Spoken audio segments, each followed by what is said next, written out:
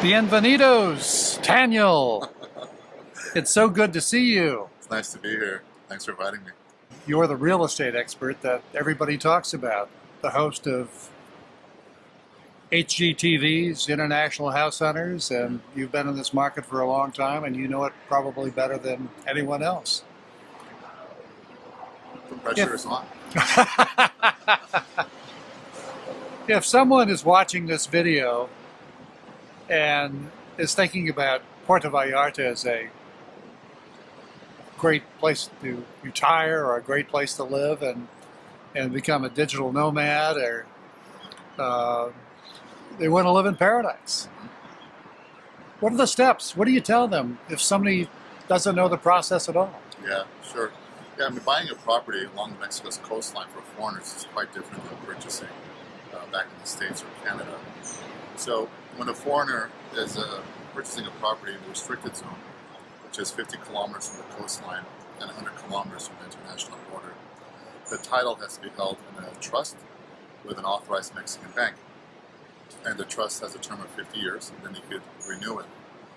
Then often enough, when someone comes up to me and says, hey, I'm thinking of buying a place in Puerto Vallarta, first thing I want to know is, what function is this property going to serve in your life? Is this a retirement home? Is it an investment home? Is this a place you're going to come down once in a while, to enjoy throughout the year? So that's really key, because I think that's going to guide us into the different neighborhoods.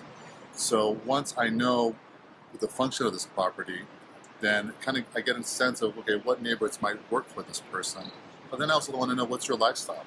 What do you want to do when you're down here? Do you want to be on the beach all the time? Do you like to go to restaurants every single night? Are you planning on cooking at home and staying at home?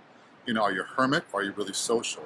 But that's going to play a role in the type of property we're going to look for in the neighborhoods. So then let's say we look through the MLS, we find a property for you, we put in an offer. And in Vallarta, once offer is accepted, we use escrow here for resale properties. Now, escrow is not used throughout Mexico. Most cities, they don't even know what escrow is. Most Mexicans don't know what escrow is. But over here, we tend to use escrow. And an escrow company here serves a different function than an escrow company in the States. The sole purpose of escrow here is just to hold the funds, kind of like a bank, and then disperse the funds once we close, and all the closing documents are reviewed by the escrow company. So in the purchase sale agreement, let's say you're buying a condo, we have a lot of contingencies and conditions that, for a foreigner, like an American or Canadian, might be used to seeing back at home. So we get a copy of the deed of the seller, the condominium regime, which is the deed for the entire building. It specifies all the units and the quarter rights of every single unit, all the common elements, amenities, rules and regulations. We do a photographic inventory, which I highly recommend, not just a written inventory, but a photographic inventory where both parties sign off. We do a home inspection, and that the cost for the home inspection depends on the size of the property. So I've seen home inspections for like a smaller 1 or 2 bedroom condo, anywhere from like $200 or so, up to maybe $1,000 for a big villa, let's say, right? So we go through all the conditions and all the contingencies, and once the buyer is comfortable, and both parties sign off on the contingency removal, and then we like to fund escrow. And typically it's a 10% deposit that goes into escrow. We get the buyer's closing costs, and another closing cost, we put a deposit that usually goes to the notary directly, or the closing attorney, which we call a closing coordinator. There's no extra cost for a closing coordinator. The closing coordinator has an agreement with the notary, and the notary takes a portion of their legal fees and pays the closing coordinator. So basically, it's kind of like a free service for our buyers, right? And then just prior to closing, the buyer will wire the balance of the purchase sale price, and then the balance of the closing costs, usually to escrow. And then we sign the deed, escrow disbursement, and then we're done. Now, this entire process typically takes anywhere from 45 to 60 days if there are no hiccups, right? So what I mean by no hiccups, like if the seller is a foreigner who has a real estate trust with a bank that's quite responsive, or the seller is a Mexican national, there are no issues with the deed. Some trust banks, they're not very responsive, and I've had closings that were delayed by 7 months or 9 months. But there are some banks that are very good in PV to use for a trust. So if there are no hiccups, then we can typically close 45 to 60 days. Sometimes a little bit longer, if there are some holidays during that time. For example, during Christmas, everything shuts down for about 2 weeks, and then when they open up after the holidays, they're kind of backed up. They're trying to catch up to all the work, Sure. from 2 weeks ago. But that's kind of the time frame we're looking at. When you say trust, what do you mean trust? So the real estate trust is a mechanism that the Mexico instilled years ago, because they're missing out on some real estate investment opportunities, but they're worried that foreigners were going to own all the entire coastline along the border, which are typically some of the highest real estate value regions. So they established a real estate trust. So the title is held, the bank holds the title. It's not an asset of the bank. If the bank folds, which you don't really see Mexican banks folding per se, it can happen, but if the bank gets bought out or folds, then by law the trust is going to move on to another bank. So the bank buys one bank out, and it goes to the purchasing bank, as you can say. And the trust has a term of 50 years nowadays. So every year you're paying an annual trust fee, which is typically owed on the anniversary of your closing. So and that just gets wired to the bank, or you can go to the branch and make a payment there. Nowadays, the annual trust fee is around $450 plus tax. The sales tax in Mexico right now, the IVA tax is 16%. So you're looking at $450 plus IVA. So that's around $522 that you pay annually. And then you have your property tax, which you pay at the beginning of the year. And in Vallarta, you get a discount. So if you pay in January for the whole year, you get a 15% discount. And that discount gradually goes down. So if you pay for the whole year during February, it's 10% discount. In March, it's 5%. And after March, there's no discount. And property taxes are extremely low here. Property taxes are very low in Mexico. My property tax is around $75, $80 using the current exchange rate per year. So that's And based upon the value of what? It's based on the fiscal value of the property, which is generally a lot less than the market value. So for a property that's maybe a $500,000 property is maybe $300-$400 a year? I would say that's a fair assessment. Yeah, it could be anywhere from $200 to $300 or $400 a year with property tax. So really, it's a no-brainer, And with the trust, that can be passed on to family also, or family or whoever you decide that should be Yes. the person in case you pass away. That is correct. So when you establish the trust, when you're purchasing the property, you will become, as the buyer, you'll become the primary beneficiary. So if you have a spouse, then usually the couple, they designate one another. So typically each spouse will have 50% ownership rights to the property. That's generally how they set it up. I've had one transaction where the wife put in more money than the husband, so she had 60% and he had 40%. But for the most part, usually it's 50-50. And they typically designate one another. So in the event one spouse passes away, the survivor will acquire the remaining 50%. And then when that person is gone, then the property goes to their substitute beneficiaries. Right? And you can designate as many substitutes as you want, kind of like your heirs, and you could designate the percentage of ownership rights to each. You could also set up the trust where if this spouse goes, his or her portion can go to whoever they designated as their substitute beneficiaries. But generally speaking, when one spouse goes, they designate the survivor. Do people buy a home in Puerto Vallarta just simply going on a website or websites and looking at videos? Or do the majority of the people actually come at least once? Yes, nowadays we have a lot of great tools out there. The internet has really opened up the world to whole sorts of business opportunities.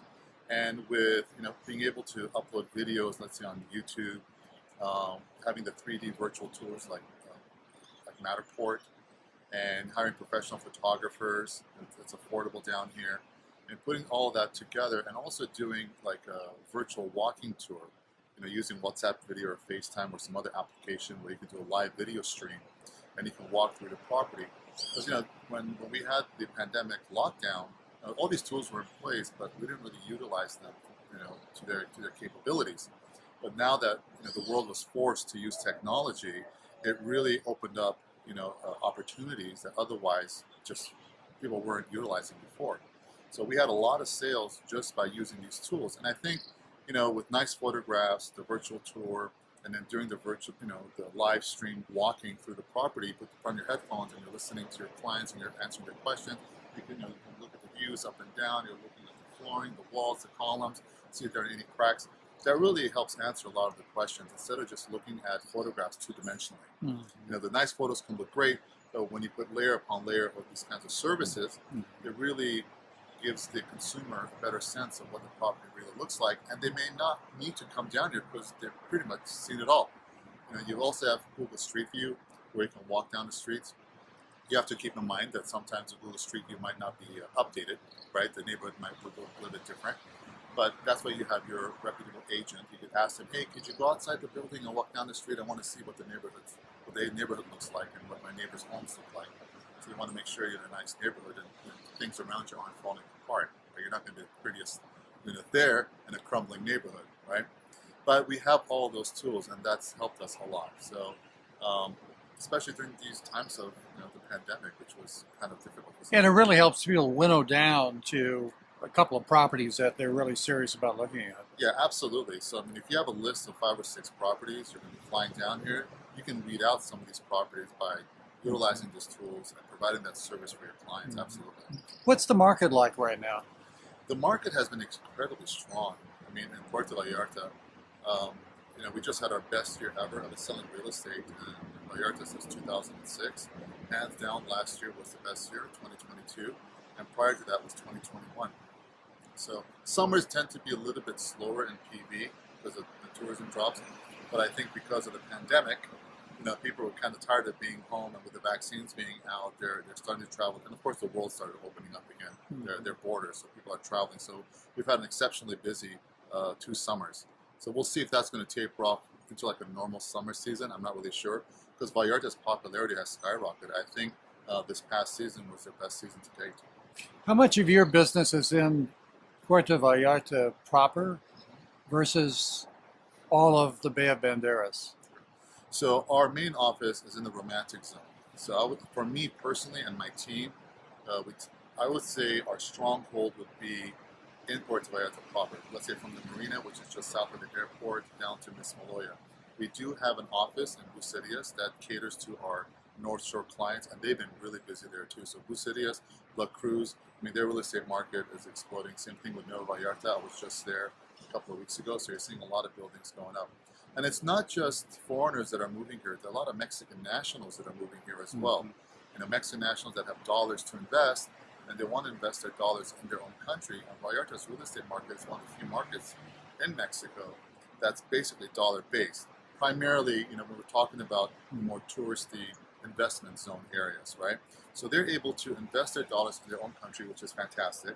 Their property is appreciating in dollars, and they're renting it out in dollars. So it's a big win-win-win for the nationals. So we're getting a lot of those consumers coming here as well, and not just Americans and Canadians. Has construction kept up with the demand?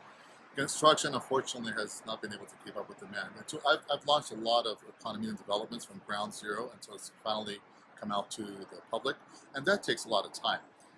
And also, especially during the pandemic, I was working on a project for a year and a half virtually until we're finally able to launch it. So people think, you can just, from concept to reality, could be like 3 months. That's not the case. It takes a long time, until you have a project that's fully developed, planned out, approved by the city, you have the funding in place, and then it kind of goes out to the public. So all of that can take a bit of time. It could take 12 months, it could take 18 months, and sometimes 2 years or more. So we're definitely short on supply in some of the key regions. I am seeing new projects that have just broken ground recently in the romantic zone, and also additionally in Fluvial. But there are more projects lined up, so hopefully, throughout this year, we'll see all of those breaking ground. And the majority of the sales still are in condominiums, right? Yeah, for the most part, Banderas Bay is a condominium market. They are building houses, like in gated communities, but hands down, condos are the number one type of properties that are being sold, followed by houses and then land. Because condos are less expensive, or yeah, I think because for a number of reasons, people are so busy nowadays. I think living in a condo, that kind of lifestyle and what it offers is a lot more appealing for people. You don't have to maintain the yard. The association takes care of any gardening, the pool, the elevator maintenance, painting the facade of the building, hiring staffing to take care of all the common areas. And it's easy, you just kind of lock it up as it goes. So if you're if you're of a certain age, or you're just a busy person, you don't have time to mow the lawn and paint the building and take care of the plumbing, the association just has all that all wrapped up, and you just pay for your HOA dues.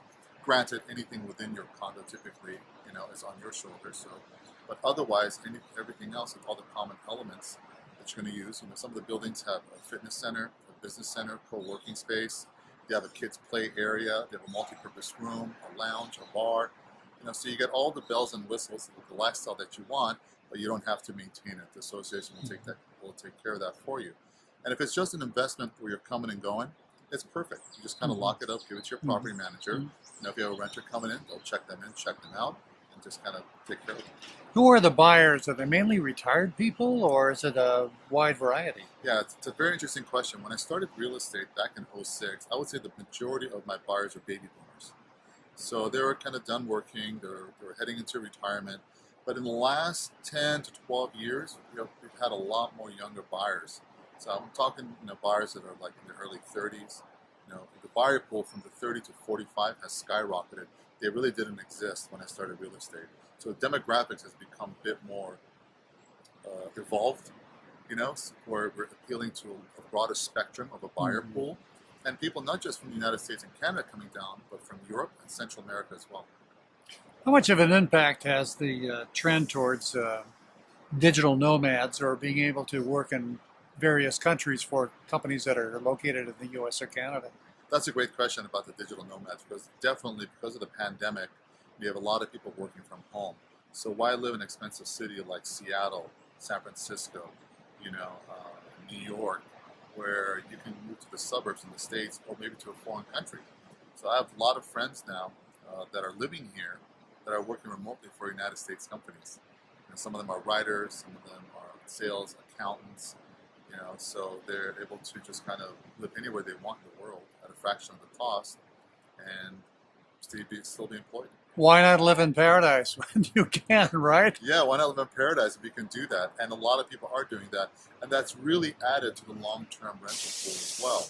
So we have a lot of younger people, working people, let's say not retirees, that are living here now, maybe 6 months to a year renting, and just kind of working from a terrace overlooking the ocean.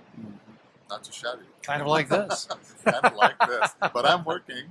Just like you, yeah. When we're talking about condominiums, what are the most important things that buyers need to know about a developer when considering buying pre-construction? Sure, that's a great question. Whether you're purchasing a resale property or pre-construction, it's really important to hire a real estate attorney, right? To look at all the documentation and give their legal review. Even more so for pre-construction, because a pre-construction project typically takes anywhere from 12 months to, let's just say, 36 months, depending on the scale of the project and if it's being built on flatland versus in the mountainside. Because on the mountainside, it's a bit more tricky and more time-consuming to get the project done, because you can't get heavy machinery up there off the narrow roads. But having the real estate attorney and a reputable agent to go through all the corresponding documents for development and for the developer. So if the developer is a corporation, we call that persona moral. They have the articles of incorporation, it's called an acta. So you want to go look through that. You want to look at the deed to the land where the project is being built to make sure that the developer owns that land. They've got the construction license, environmental impact survey, and all these other documentation that we, AMPI, must have in order for us to list the property in MLS. So AMPI is Mexico's real estate association, like the NAR, National Association of Realtors in the United States. And for a pre-construction project to be approved to go live in the MLS, there's this long laundry list of documentation that, as a listing agent, you have to provide if you're representing a development. And this is to protect the consumer, to make sure that this project legally has all the documentation in place, okay, to build. And that's really key and very important when you're looking through our MLS system, because they have all those documentations. And you, as the buyer, if you're interested in the project, you have every right to ask for copies of those documentations so you and your attorney can look to make sure that they're legit. Okay? And also you want to keep in mind is how is the project being funded? Sometimes the developer is funding 100% of the project. Sometimes part of the funding comes from the developer. Part of it is a bridge loan, and part of it might be from pre-sales. Mm-hmm. So that's kind of key to look at all of that. How can buyers protect their payments until the sale is done and deeded? So you can bond your payments to the developer. That's an additional cost to the buyer. In my experience, I've only had two clients actually bond their payments. But it is available. Not everyone does it, but bonding your payments is available. You think because there are so many guidelines and regulations involving the sale of condominiums down here that most people feel like they don't really need to do that? Yeah, I mean, it depends on everyone's comfort level, right? Once you do your due diligence, you're looking at the project, looking at all the documentation, and look, anything can happen. I mean, a project can be sound. A transaction, even if it's resale, looks like everything's going smoothly, and something can happen. There could be a shift in the economy.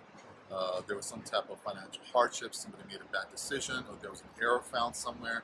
I mean, anything can happen in life, right? Including the business world and our personal lives. Sure. So there's no 100% security, I don't think, for anything, right? So we can only do our best to look at what's in front of us, right, and dig deep as much as we can to make sure that we feel comfortable. And if your gut is telling you this is not sounding right, then it's not sounding right for you. You want to make sure you're making a sound decision. In order to do that, you need to have all the information in front of you. What are the hot neighborhoods now? Some of the hottest neighborhoods in Banderas Bay in the last few years, I mean, the romantic zone, hands down, is still number one, especially in terms of investment. So if you're looking, for a high return in terms of rentals, the romantic zone is number one. Amapas, Conchas Chinas, the neighboring hillside communities that also have a beach as well. Those are great areas. Fluvial and Versailles has been booming the last 5 to 6 years. We have a project that's going up right behind Costco in Fluvial called Vallarta.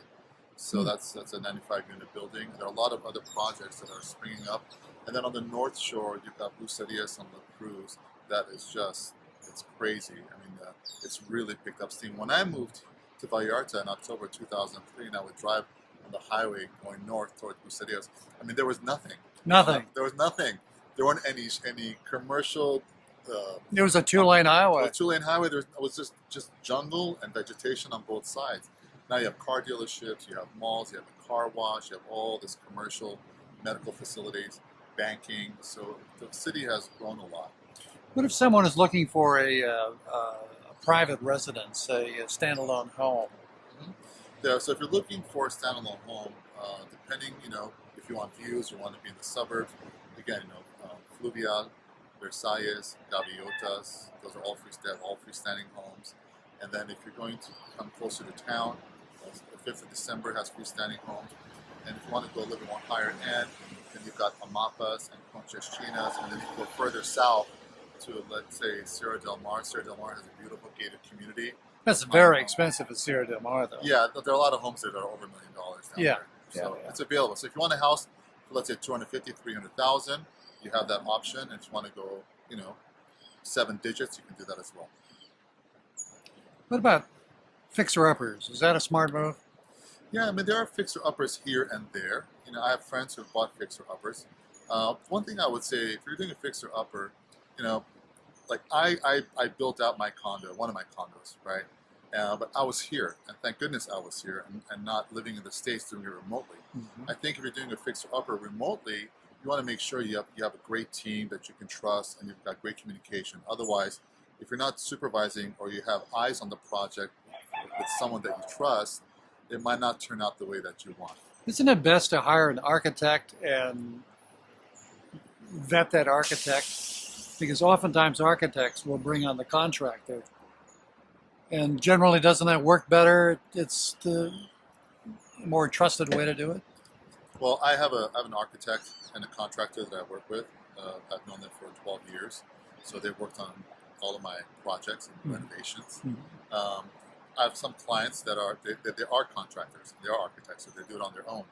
If you don't speak the language, it's advisable to vet someone, to to hire like an architect or contractor. If you're going to be working on a big project that they have to go to the city for permits, consider hiring someone that knows how the city functions, that knows people over there, and knows what needs to be done. I advised one of my clients years ago because he wanted to build a house. He bought the lot. I said, you might want to hire someone that has built in Vallarta before because they know, what the city's looking for in the paperwork. He said, oh, no, I'll do it on my own. I said, you're going to get frustrated. You don't speak the language. You've never built before. And guess what? He got frustrated. He couldn't understand anything. And then eventually he just sold the lot. But if he had hired someone, it may have been a different story. Is buying land and building a home still even an option here? Yeah, there are lots. People do buy lots and build a home. Not themselves, but they hire someone to build a house. In Fluvial, there are a lot of parcels of land available. Fluvial is relatively new compared to the rest of Vallarta. So when you go to Fluvial, you'll notice, they don't really have cobblestone streets and all the electrical is underground. So it's a really nice suburban neighborhood. There's some little parks. Most of those homes there are townhomes, aren't they? Most of the homes look like townhomes because their front yard there's almost no yard. Yeah. And you don't. But they share common walls, don't they? They share common walls. Yeah, but you can buy a couple of lots side by side. Yeah. Which allows you. They have some space. corner lot homes up there that are quite large. If you go to Gaviotas, you've got some big homes in Gaviotas. Mm-hmm. You got a lot of land, big backyards with pools. I've noticed in Gaviotas, there's some homes that need a little TLC because they've been there for generations passed on. Mm-hmm. And the family that have acquired it, the kids or the grandkids, don't have the pride of ownership because they inherited the home, wasn't their home. They kind of let it go. Right. So there are some opportunities there. If someone is looking to buy a home here, would you advise that they rent first when they come down and take their time to explore the neighborhoods? Or if people contact me that have never been here before, or they've been to Vallarta once or twice, they've only stayed in a particular area, and they're considering owning a place. So once we go through the whole series of questions, and I find out, what their lifestyle is like, and what purpose is this house going to, what's the function, and the purpose of this home. Then I make some suggestions of neighborhoods, but also tell them, just kind of go out on your own, go here, go here. And if you like that neighborhood in daytime, go back at night, and maybe have a bite to eat at sunset. Because the vibe of a neighborhood in the daytime can be completely different when the sun goes down. So we just want to get a sense of what it's like, right? In a 24-hour time frame in that neighborhood. And you'll be pleasantly surprised. In an area which you thought you were going to like, all of a sudden, there are too many nightclubs, there are too many kids partying on the street at night, and areas you never considered might be the one you're looking for. What's the rental market like right now? The rental market is just as hot as the sales market right now. Yeah, rental rates have gone up, and that's kind of true for a lot of key cities throughout the United States, Canada, and Mexico. Virtually everywhere, isn't it? Yeah, virtually everywhere. So everything is cyclical. How long will it go? We don't know. But you can still find places that are under $1,000. It might not be in the romantic zone. It might not be in the Mapas or Conchas Chinas. You might have to consider going off the beaten path. But there are some options available. And often enough, if you go to vacation rental company that primarily deals with short-term rentals, they might not have that inventory. Just because they don't have it doesn't mean it doesn't exist. So you might be doing some walk-in these neighborhoods and see for rent signs. That's what I did years ago when I first moved here. On a Saturday or Sunday, I just kind of go walk the neighborhoods and I would see for rent signs. And then you can find a place that way. If you had one piece of advice to give to someone, what would it be? One piece of advice. I come across so many people that it's their dream to move abroad. It's their dream to move to Vallarta. And they've been holding it off for one reason or another. They're listening to too many opinions, or they just have the fear of packing things up and going.